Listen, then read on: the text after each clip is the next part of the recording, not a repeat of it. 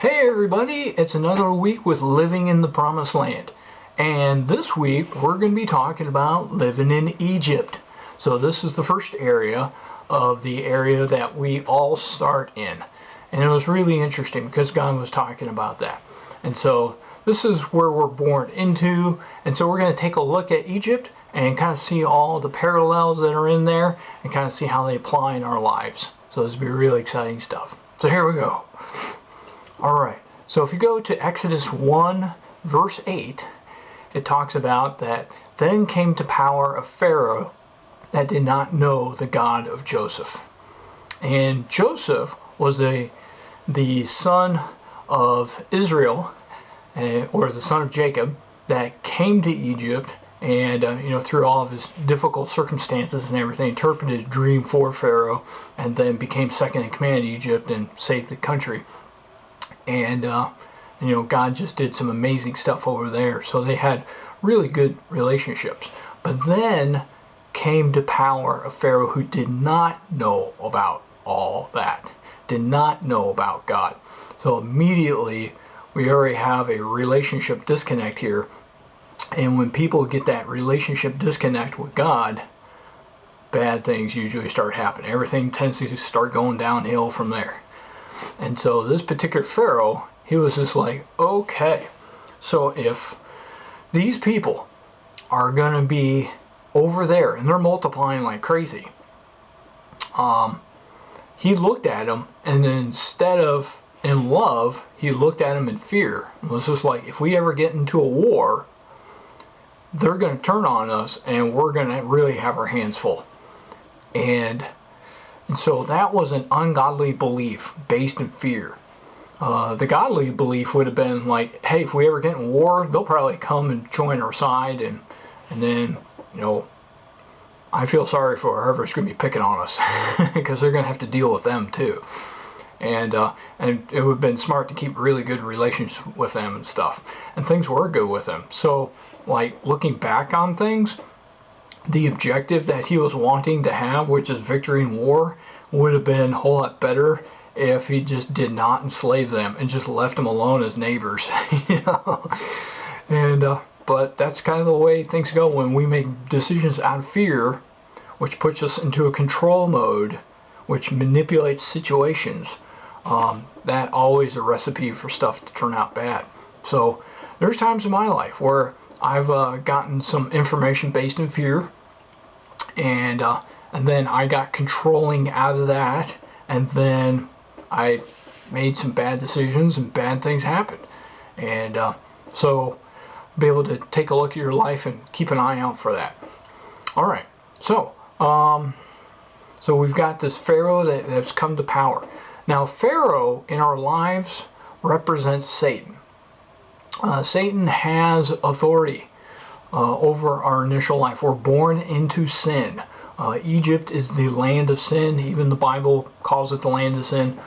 And this is kind of where we all start at. So our governing authority, once we're born down here in the earth, is Satan.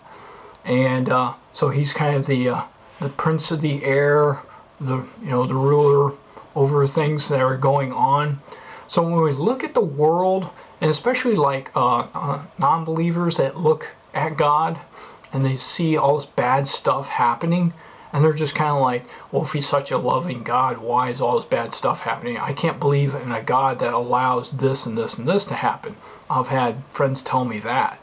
They're just kind of like, I have a hard time believing because maybe their sister got raped or something terrible happened in the family that they saw, or to themselves, And so it's understandable, but the bad things in this world don't come from God. The bad things in this world are happening because Satan is the ruler over the air, over the world. And he's working through mankind to make bad stuff happen and whatnot. So that's kind of what's going on. So if you don't like the bad things that are happening in the world, get out from underneath that authority and get under a good authority, and then things will change. So that's kind of the good news we have for people. We're like, hey, you can get out from this Egypt. So that's kind of something there. it's a big topic on there, so he can explain to people that it's kind of like, hey, the bad things, they come from Satan. But so they're now enslaved. He's enslaved them. There's some Bible scholars that talk about it's a 400-year span, and whatever it may have been, it's a long time. And just being slave, even for 15 minutes, is not a whole lot of fun. You can ask a 5-year-old that. And so the deal with slaves is that they have no rights. Slaves are basically property. They have no destiny. They have no mission in life. The only purpose that they have is wrapped up in what they can do. And so that's essentially a slave. So once you get to a point as a slave where you can't do what you were called to do, you're basically thrown aside and most of the time killed. You're worthless at that point. So they don't need you, and they don't see you need to be around anymore. So, and so you might we've all lived lives where, we can look back on our lives and just go, okay, that period of my life, that was kind of a slavery time, whatnot. And, I felt like a slave during that time. And this is kind of where our testimony comes out of. We can be able to relate to people and stuff, say, hey, I've been there, I've done that, I've been through that, I know what you're feeling. And so we need to kind of recap that. It's kind of like, what did our slavery times look like? And so the neat thing about being a Christian is that our purpose in life isn't tied up in what we can do, but in who we are. And so we'll get into that more in governing the promised land, the next level. But that's something there. So slaves, it's a rough life, and I see people out there having rough lives, and so we need to be able to reach out to them with the good news and say, as a slave, you can get out of this. God made a way. So, because here's the deal, as a slave, they can't sit there and just go, I don't like being a slave anymore. I want to get out of here. So I'm going to pack up my stuff. I'm going to go to Pharaoh and say, hey, it's really nice working for you, but I'm leaving. They can't do that because slaves are property. They have the same rights as, my iPhone here. My phone can't tell me, or at least that I know, it can't tell me what to do. Or, my computer mouse here can't tell me what to do. So slaves had that type of property to them. So none of them can go to Pharaoh and say, I want out. And when we're living in the land of sin, we can't go to Satan and just go, hey, I don't like it here. I like to leave. I'm gonna be a good person from now on. And just Satan's gonna go, shut up, and we just get back to work. And so it's just not gonna happen. And so unfortunately, the Egyptians in the area, they didn't have any interest at all letting go of the slaves. They kind of liked having slaves around, other people to do work for them and stuff like that. And there's some historical evidence talking about that the Hebrews helped out with the pyramids and stuff. So that's kind of interesting. So I don't know if they totally built all that, but that was something. And so the Egyptians liked them being around. And it was good. So none of the Egyptians who could approach Pharaoh had an interest of saying, we need to let him go. We need equal rights here. Nobody was standing up for the Hebrews. And so God was just like, okay, I need somebody that can approach Pharaoh. He needs to be Egyptian, but at the same time, he needs to have an interest in the Hebrews to let them go. And so he came up with an idea of Moses, which I call hybrid. He needed to be part Egyptian and part Hebrew. And so here's Moses. He's born a Hebrew. He ends up in Pharaoh's house, grows up in Pharaoh's house. So he's growing up in Egyptian culture and understanding and everything like that. And then he's actually got some Egyptian lineage to him. He's kind of a brother of the future coming Pharaoh there. They were siblings growing up together. And then one day he starts kind of getting a heart for the Hebrews. He's just like, he sees one of them being mistreated, and he ends up killing the Egyptian guard.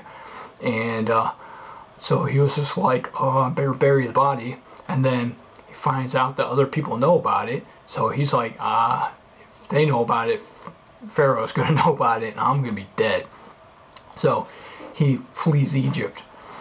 And so Jesus is our hybrid in our lives. We need somebody that can come. And Jesus came as the Son of Man, so he can experience everything that we experience, all our feelings, all our emotions, everything down here. Plus he had to physically give blood and die and pay for our sins.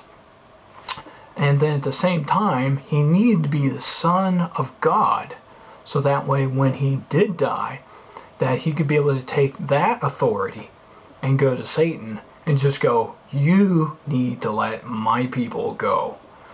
And so he had that authority to be able to set us all free. So it needed to be a two-part on there. So that kind of helps you out to understand why Jesus had to come as the Son of Man and the Son of God. And so that was really interesting. So Moses started doing, when he came back, he started doing miracles, and God was just like, I will be with you. And so Jesus, when he came, he did miracles. It was just kind of show everybody. And what was his big message? The kingdom of God is at hand. Basically, he's like, I am here. I am with you. And to kind of encourage the people, embolden the people. And so the interesting thing, I was thinking when I was reading through Exodus, a question came up to me, which was, who is Moses really doing the miracles for?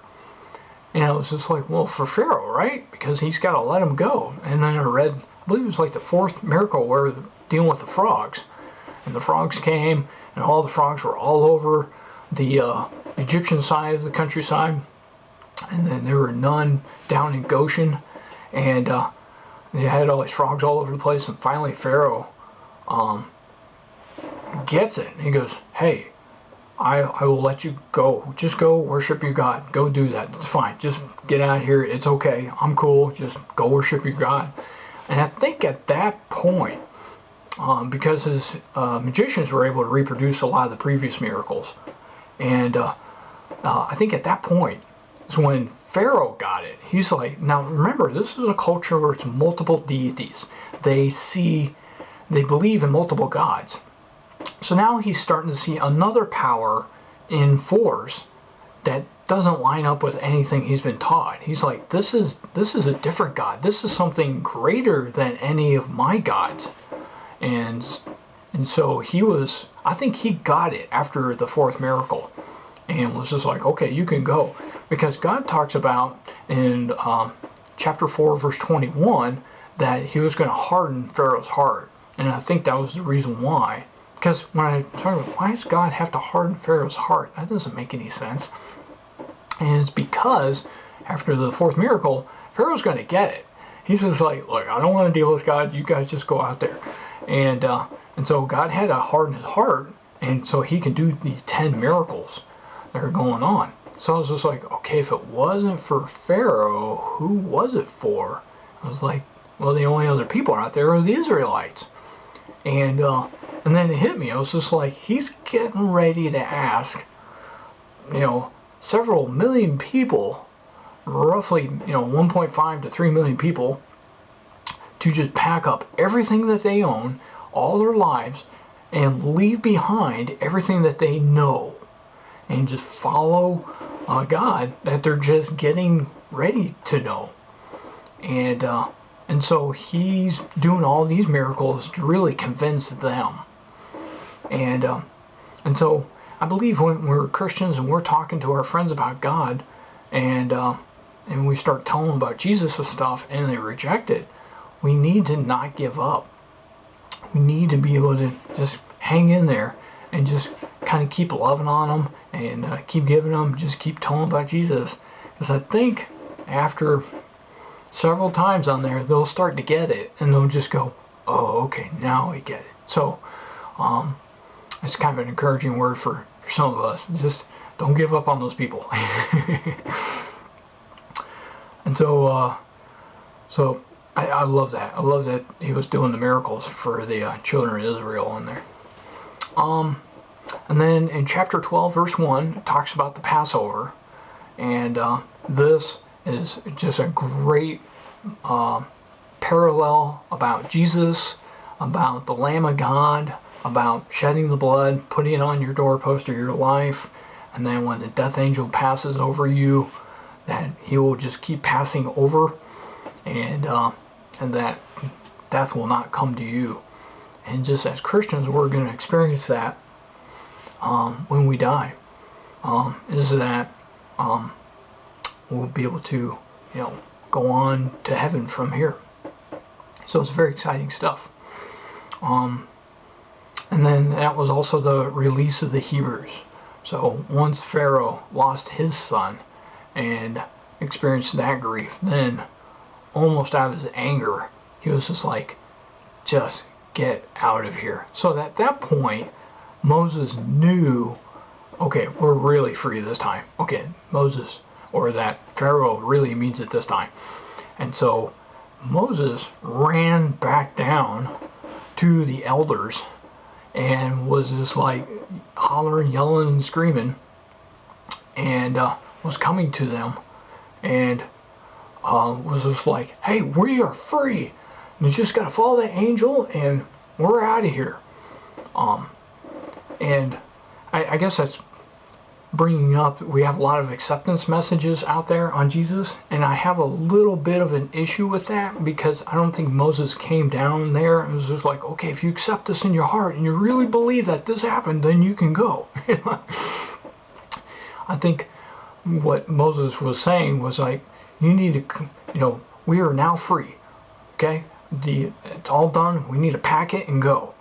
And everybody at that point was all packed, ready to go, because that was part of the commandment with the Passover, was be ready to move. And so I think our salvation messages we need to be giving at the pulpit needs to be more into, instead of accepting them into our lives, because I see a lot of Christians accepting Christianity into their lives, but they still continue to do the rest of the stuff in their lives. Especially if you get into cultures overseas where they do believe in multiple gods. Japan, India, you travel 15 feet and they believe in a different god. There are thousands of gods out there. That becomes very difficult because they just add, Christianity to the rest of their little statues that they have. And so God's just like, I don't want to be added to a collection of statues. I am the I am. So I want you to knock off all the other statues on there and just have me. I'm it. And so the when giving our messages, it's got to be, here's the good news, is that we are free and that we need to follow God. Now, a neat parallel on that, because one of the things I was coming up with was just like, okay, if he's freed us, because I know Calvinism gets into that,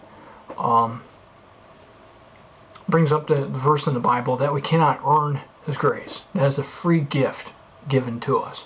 And so they're kind of going along the lines that even if you raise your hand in church to accept Christ as your Savior, that there you're doing something, you've earned, salvation. And so I was like, oh, okay, well, what's up with that? So I was talking to God about all that.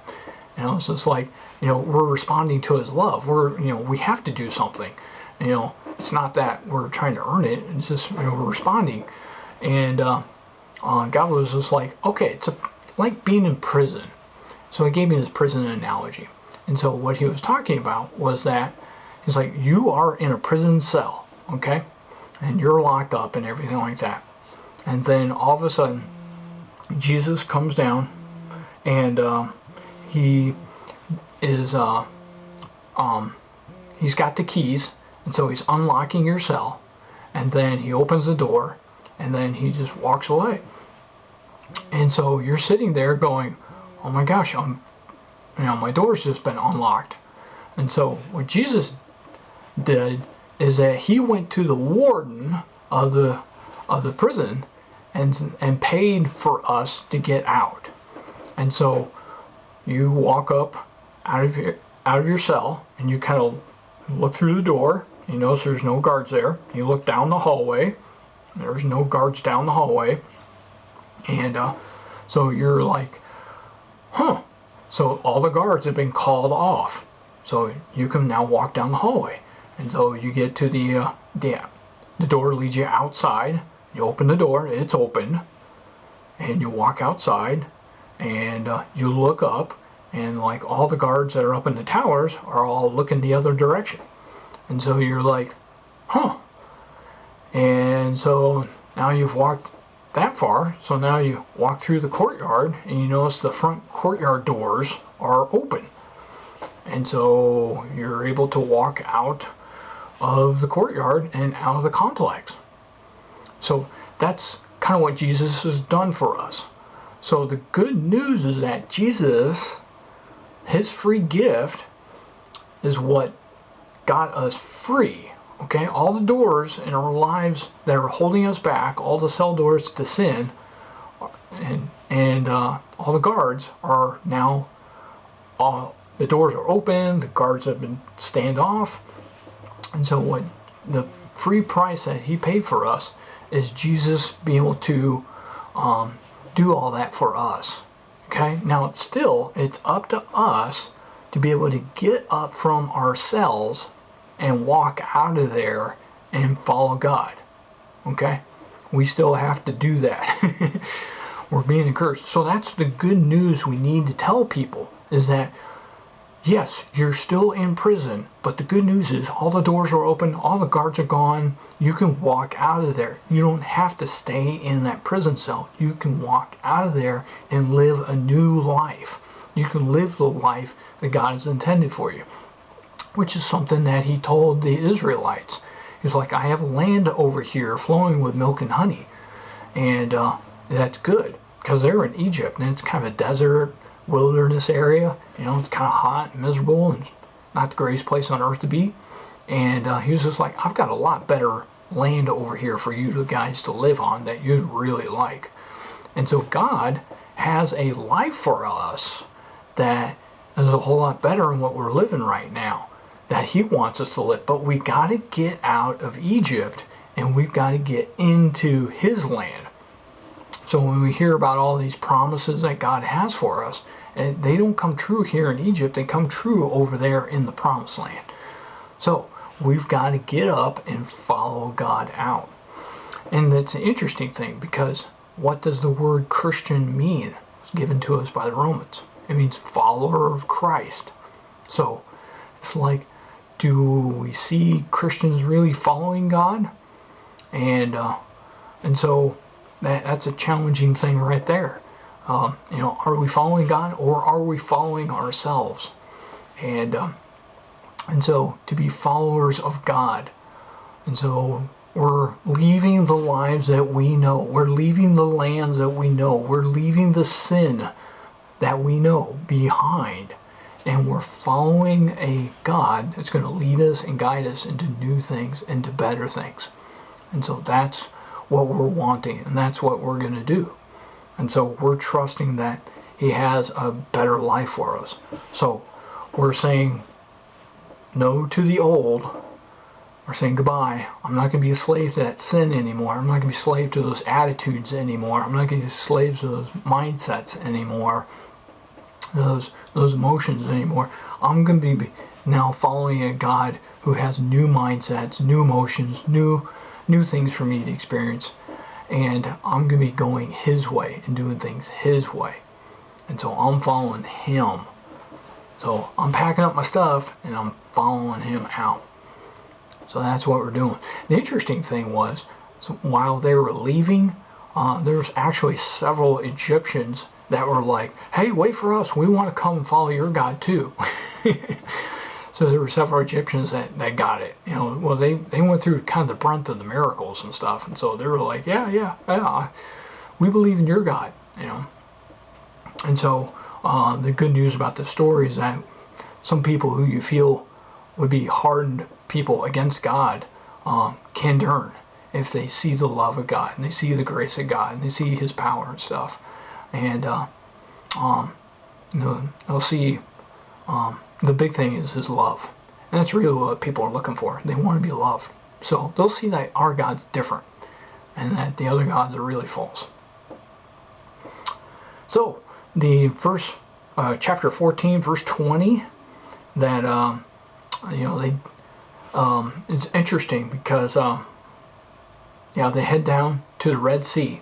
They head south. They're going to cross over there, 1420, and they camp out for the night because it takes all day to move 1.5 million people down several miles down the road and to cross the river. And so it's kind of evening time. It's not a good idea to cross it at night. And so God has them stay the night there. Well, at this point, Pharaoh's all pissed off, and he's just like, what did I do? And he's like, I'm just going to just kill them all. And so he sends his army out and their chariots and everything like that. And the people hear about this, and they imagine they start to kind of see some traces off in the distance of Pharaoh coming. And so they're like, oh no, we're going to die. So God moves his pillar of fire at this time, it's nighttime, over between Pharaoh and them, and creates a wall of light for the children of Israel and a wall of darkness for Pharaoh. It looks like that was the very first nightlight. Yeah. And so I thought that was pretty cool. So he protected them there. And then in chapter 14:27, the next morning they got to cross the Red Sea. This is where Pharaoh was killed. And a sign talking about if you're following God and you're going His direction, that He will do whatever He has to do to kind of close off those old areas of your life and cap them off and make sure that they don't come back. And I think that's really cool. And I've seen people, they're just kind of like, there was a friend of mine in college that he was in drugs. And when he came to our church and he was turning things around, and I got to talk to him and get to know him, that he was talking about how he's detoxing, getting off the drugs and everything like that, and everything was happening really fast. And I was just like, wow. It was really cool to hear all that. And that he was able to just be able to kind of recover off the drugs like that. And just God